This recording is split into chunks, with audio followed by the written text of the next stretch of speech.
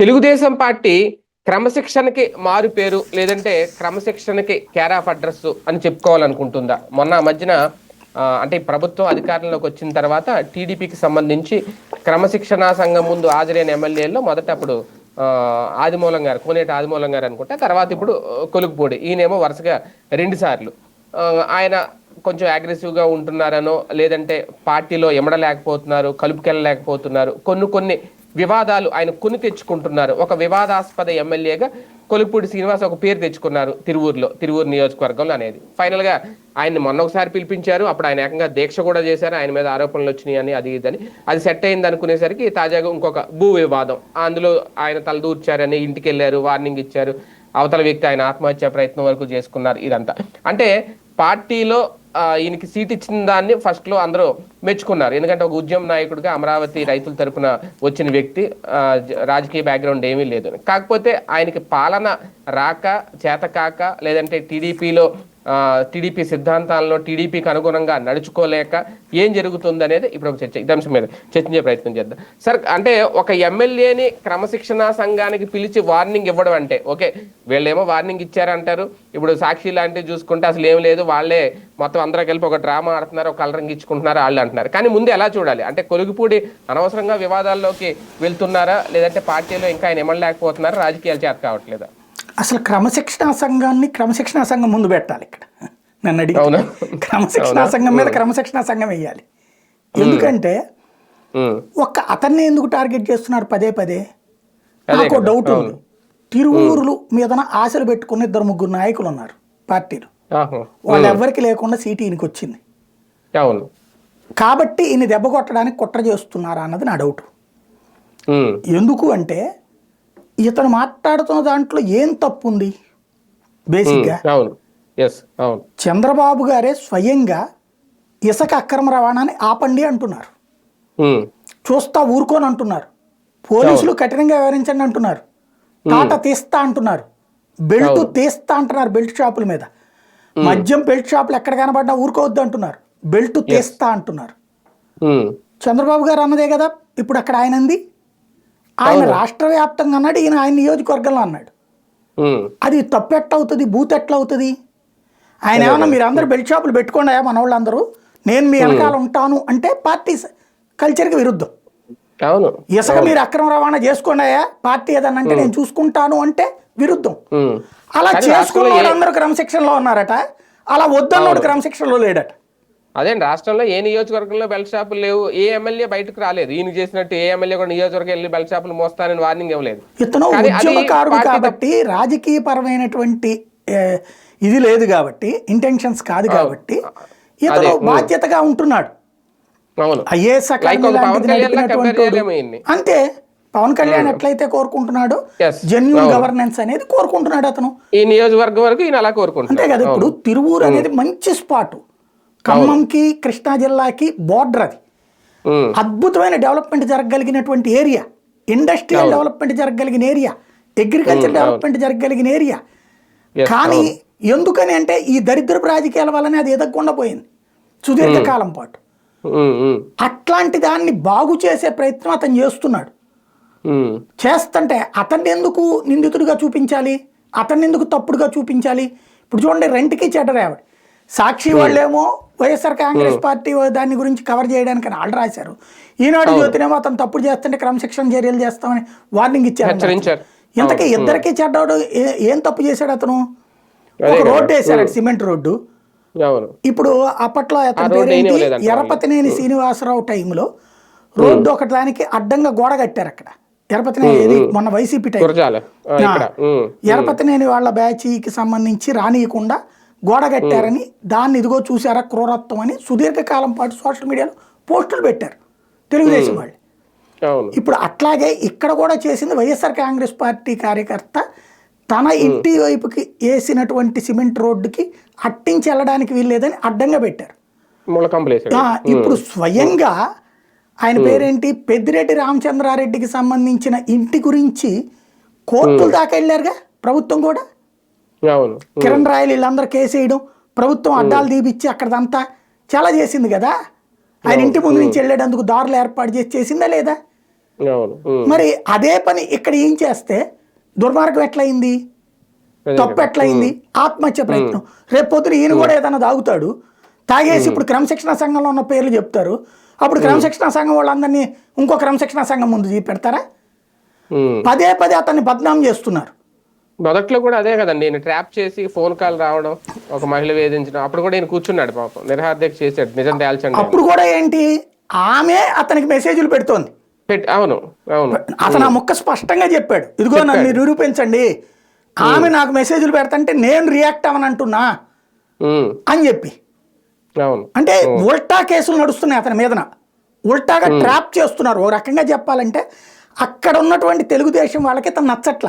ఎందుకు, బయట నుంచి వచ్చినోడు అకస్మాత్తుగా కొట్టేశాడు, వరుసగా ఓడిపోతున్న తిరువురులో తెలుగుదేశం గెలిచింది, గెలిచిన టైంకి నిజమైన తెలుగుదేశం వాడు కాకుండా పోయాడు. ఇతన్ని తెలుగుదేశం యాక్సెప్ట్ చేయట్లేకపోతున్నారు. అంతకుముందు పాపం అదే సీట్ లో జవహర్కి ఇస్తే ఆయన కూడా గెలవలేకపోయారు పాపం. అదే చెప్పేది, తిరువూరు యాక్చువల్గా ఒకప్పుడు నల్లగట్ల స్వామిదాస్ టైంలో గెలిచారు తెలుగుదేశం, ఆ తర్వాత కాంగ్రెస్ వైసీపీనే గెలుస్తూ వస్తుంది అక్కడ.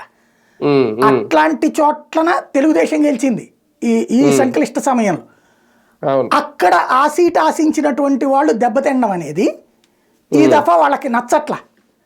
ఓ రకంగా చెప్పాలంటే పార్టీకి ఒక దారి తయారు చేస్తున్నాడు అతను. ఇవాళ చూడండి, అతను నిన్న అక్కడ క్రమశిక్షణ సంఘం దగ్గరకు వచ్చినప్పుడు కూడా వెనకాల కార్యకర్తలు చాలా మంది ఉన్నారు అతను వెనకాల. ఈవెన్ అతను అక్కడ మొత్తాన్ని దళితులను ఒక తాటి మీదకి తెస్తున్నాడు, ఇతర వర్గాలను ఒక తాటి మీదకి తెస్తున్నాడు. ఓ రకంగా ఉద్యమకారుడిగా తనకున్న ఇది, దాంతోపాటు హానెస్టీ నిజాయితీతో పనిచేసుకెళ్తున్నాడు అతను. దానివల్ల అక్కడ సిస్టమ్ సెట్ రైట్ అవుతోంది. అంటే ఒక ఎకో సిస్టమ్ రెడీ చేస్తున్నాడు. చేస్తుండగా తప్పుడు పనులు చేసేవాళ్ళు, తప్పుడు వ్యవహారాలు చేసేవాళ్ళు క్రమశిక్షణ సంఘం లేదా పార్టీ నాయకత్వం దగ్గరకు వచ్చి కంప్లైంట్ల మీద కంప్లైంట్లు ఇస్తా అతని చెడగొట్టే ప్రయత్నం చేస్తున్నారు. దానికి సహకరిస్తున్నటువంటిది ఇక్కడ ఎవరో ఉన్నారు పార్టీ హెడ్ క్వార్టర్లో. అందుకోసమే పర్టికులర్గా అతను చేసి ఇప్పుడు దారుణమైన మాటలు మాట్లాడిన ఎమ్మెల్యేలు ఉన్నారు, వాళ్ళ ఏరియాలో కొట్టిన వాళ్ళు ఉన్నారు, చావచేత కొట్టిన వాళ్ళు ఉన్నారు అవతల వాళ్ళని. ఇక్కడ ఇతను కలుపుకుపోతున్నాడు అందరినీ. ఇతన్ని ఎందుకు టార్గెట్ చేస్తున్నారు అంటే, ఒక దళిత నాయకుడు, ఇక్కడ చూడండి మీరు, ఇంతకుముందు బీసీ నాయకులు ఆ సుభాష్ లేకపోతే పార్థసారథిను ఇట్లాగే బడుగు బలహీన వర్గాల వాళ్ళని టార్గెట్ చేస్తుంటే, ఈ క్రమశిక్షణ సంఘంలో ఉన్నది కూడా బడుగు బలహీన వర్గాలకు సంబంధించిన వాళ్ళు, ఎందుకు వాళ్ళని దెబ్బతీయడానికి సహకరించాలి? ఇక్కడ ఇంకో పాయింట్ కూడా సార్, అంటే వీడిని పదే పదే ఎందుకు టార్గెట్ చేస్తున్నారని ఒకటి, కృష్ణా జిల్లాలో ఇంకా తెలుగుదేశం పార్టీ సర్దుకుపోలేకపోతుందా? పార్థసారథి కూడా కృష్ణా జిల్లాకు సంబంధించిన వ్యక్తి, ఈయన కూడా కృష్ణా జిల్లా, అంటే పాత ఉమ్మడి కృష్ణా జిల్లా. ఇక్కడ అంటే వీళ్ళే టార్గెట్ అవడం, పాత నాయకులు సీనియర్లు వీళ్ళని కలుపుకెళ్ళలేకపోతున్నారా? ఎందుకంటే ఈయన పార్థసారథి నుంచి కూడా బయట నుంచి వచ్చిన వ్యక్తి, ఈయన కొత్తగా వచ్చిన వ్యక్తి, వాళ్ళతో కలవలేకపోతున్నారా? అక్కడ గొడవ అవుతుందా? ఇక్కడనే కాదు, రాష్ట్ర వ్యాప్తంగా జరుగుతున్నది ఏంటంటే, మీరు చూస్తే అతను మంత్రి వెళ్ళి చేశాడు చూడండి, అక్కడ ఆదోని, అక్కడ ఇంతకుముందు మంత్రిగా చేసిన ఆలూరు, తర్వాత వేరే చోటకి వేశారు. అంటే తెలుగుదేశంలోకి అకస్మాత్తుగా ఎలక్షన్స్ ముందు వచ్చి గెలిచిన వాళ్ళ మీదన స్థానిక నాయకులకి మంటెక్కుతోంది, స్థానిక కార్యకర్తలకు మంటెక్కుతోంది. ఎందుకంటే బయటోడు వస్తే ఏం గెలుస్తాడు, మేమే గెలవలేకపోయినప్పుడు అని ఫీల్ అయ్యారు వీళ్ళంతా. తీరా చూస్తే వాళ్ళు భారీ మెజార్టీలతో గెలిచారా ఒక్కొక్కళ్ళు. వాస్తవంగా వీళ్ళకి ఇప్పుడు కోపం ఏంటంటే, ఒక ఊపు వచ్చింది, ఒక గాలి, ఓ రకంగా ఆ గాలిలో కొట్టుకొచ్చేసారు వీళ్ళు. ఈ గాలిలో మాలాంటి వాళ్ళకి అవకాశం కోల్పోయింది కదా, ఛాన్స్ మిస్ అయిపోయాం. దాంతో ఆ కడుపు మంటతో వీళ్ళేం ఆలోచిస్తున్నారు, లోకల్గా పార్టీ మీద పట్టు మాకే ఉండాలి, అందుకోసం వీళ్ళు కావాలని చెప్పి స్థానిక కార్యకర్తల్ని ఇప్పుడు తెలుగుదేశం కార్యాలయాలు వెంత పత్రాలు తీసుకుంటున్నారు కదా, సొంత వాళ్ళని అక్కడికి పంపించి కంప్లైంట్ ఇప్పిస్తున్నారు వీళ్ళ మీద. ఎక్కడికక్కడ అదే జరుగుతోంది. ఆ కంప్లైంట్ల మీద వాళ్ళు విచారణలు పార్టీ ఇలా చేసుకెళ్తున్నారు అనమాట. ఇప్పుడు ఇదివరకు వైఎస్ఆర్ కాంగ్రెస్ పార్టీ కనుక 70 మందిని 80 మందిని ఎమ్మెల్యే క్యాండిడేట్లు మార్చేటప్పటికి కొత్త వాళ్ళని పాత వాళ్ళు యాక్సెప్ట్ చేయక, పాత వాళ్ళు కొత్త వాళ్ళ మధ్య నివేదాలతో పోయింది అది. ఇప్పుడు ఇక్కడ గెలిచేశారు ఆల్రెడీ, ఎందుకు, చివరి నిమిషంలో కాబట్టి. ఇప్పుడు సెటరైట్ చేసుకోవడం అనేటటువంటిది, కొత్త వాళ్ళు తగ్గాల, పాత వాడిని నాయకత్వాన్ని అంగీకరించాలి. అంగీకరిస్తే ఇతనికి వీళ్ళు ఏముంటుంది? ఇప్పుడు పిఠాపురంలో వర్మని జనసేన వాళ్ళు యాక్సెప్ట్ చేస్తున్నారా? లేదు కదా. అట్లాగే పవన్ కళ్యాణ్ టీడీపీ వాళ్ళు యాక్సెప్ట్ చేస్తారు అక్కడ? చెయ్యరు కదా. వరం వర్గం యాక్సెప్ట్ చేయదు. కొత్త నీరు పాత నీరు గోల ఇప్పుడు నడుస్తోంది అక్కడ. రాష్ట్రం అంతా ఉంది ఇది. అంతే. కానీ ఒకటి సార్, తెలుగుదేశం పార్టీలోనే ఈ క్రమశిక్షణ సంఘం పేరుతో ఇలాంటి నిర్ణయాలు, ఎమ్మెల్యేలకి పిలిచి వార్నింగ్ ఇవ్వడాలు ఓన్లీ ఇక్కడే ఉంది ఆ సంస్కృతి. మిగిలిన పార్టీల్లో కూడా ఇలా చేస్తుంటే ఇప్పటికి చాలా మంది ఎమ్మెల్యేలు బయట కూర్చుండేవారేమో, మొన్న జగన్ అన్నప్పుడు వైసీపీలో చేస్తుంటే. అంటే దీంతో ఏం మెసేజ్ ఇస్తారు మిగిలిన ఎమ్మెల్యేలకి, మంత్రులకి? ఏమన్నా ఒక మెసేజ్ వెళ్తుందా? అంటే నేర్చుకోవచ్చు ఇతర పార్టీలు సంస్థాగతంగా ఎలా ఉండాలి. ఫర్ ఎగ్జాంపుల్ రఘురామకృష్ణరాజు విమర్శిస్తూ వచ్చేవాడు, పిలిచి 2-3 సార్లు క్రమశిక్షణ సంఘం ముందు ఏమైనా మాట్లాడిచ్చారా అతనితో? లేదు. కోటన్ రెడ్డి లేదు, బాలినేని లేదు.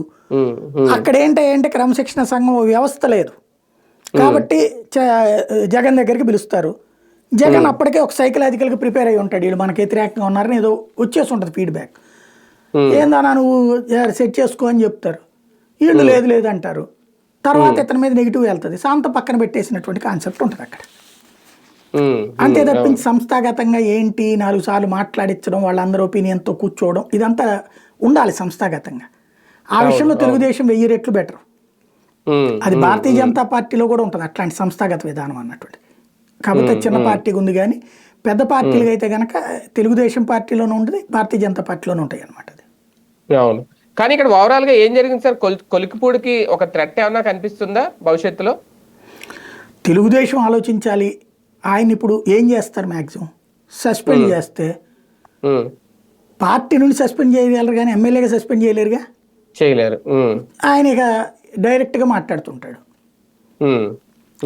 రెండవది, అక్కడ అతన్ని సర్దుకోమని చెప్తున్నారు, కార్యకర్తలను సర్దుకోమని చెప్పండి. చంద్రబాబు గారి ఆదేశాలు గ్రౌండ్ లెవెల్లో అమలు చేయించే బాధ్యత కొలికిపూడి తీసుకున్నాడు. లేదా మీరే చెప్పేయండి, చంద్రబాబు గారు అన్ని మాట్లాడుతున్నారా?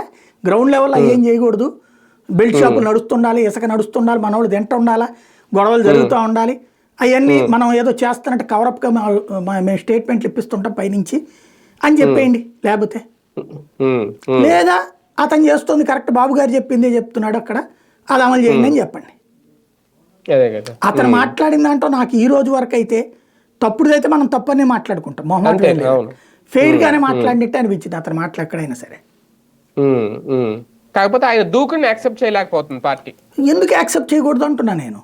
అదే అవును, దూకుడిని యాక్సెప్ట్ చేయలేకపోతే ఒక అనితని, ఒక సుభాష్ని, ఒక పార్థసారథిని, ఒక కొలికపూడిని నువ్వు యాక్సెప్ట్ చేయకపోతే ఎవరి దూకుడిని యాక్సెప్ట్ చేస్తా నువ్వు? ఇందులో అది దృష్టిలో పెట్టుకోవాల్సి ఉంది. రైట్.